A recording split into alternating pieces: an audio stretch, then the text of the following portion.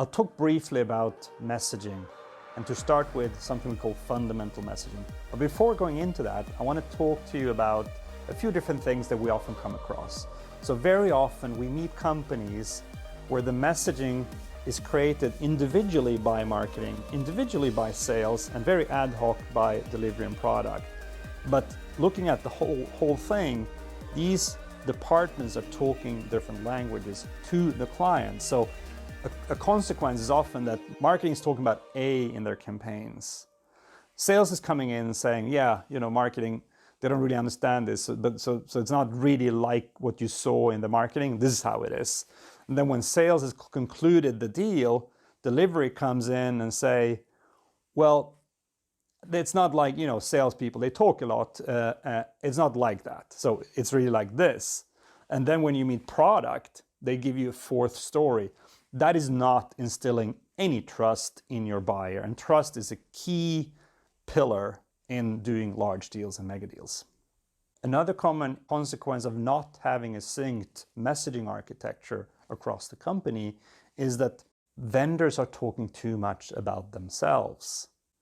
They're talking too much about their products and services, and they talk too little about the clients. And I'll soon show you a model for this. What the kind of good companies are doing, but also what the stars are doing. Another thing that we find with companies is that since there is no messaging architecture designed and created and worked through, marketing often is creating content in a very ad hoc way. They go, I have this idea, let's do this film, or I have this idea, let's do this article. What we try to help our clients with is to create a systematic, industrialized approach that you can repeat and scale. And where marketing, sales, product, delivery, they're all synced. You will have zero or very close to zero debates internally whether we should talk about A, B, or C, it's synced. So you'll be way more scalable, way more profitable, way more professional. A fourth very common issue in most companies is that we try to industrialize only top of the funnel. So we're talking about maybe the customer, maybe the problems we can solve, maybe how we can solve them, but we're staying top of the funnel. And that is sometimes systematically created, whereas bottom of the funnel and with existing clients is created ad hoc.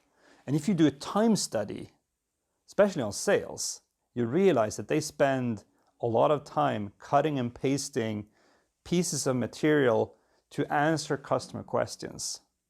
If you have a messaging architecture worked through with the fundamental messaging, taking the customer from a question mark to wanting to buy, the deal closing messaging, taking them from a wanting to buy to actually buying, and then orientational messaging that is bringing the audience, a large audience inside your account and in the ecosystem, then this will be able to be systematically created. You will have a more scalable company and you will make more money.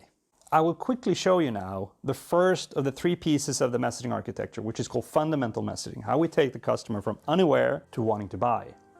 And here customers are typically talking, as I mentioned, too much about themselves. The slightly better companies are talking about what we call the change drivers. So what are the reasons for needing to change, thus leading to buying? But the stars are doing something more than that. We will have a look at that now.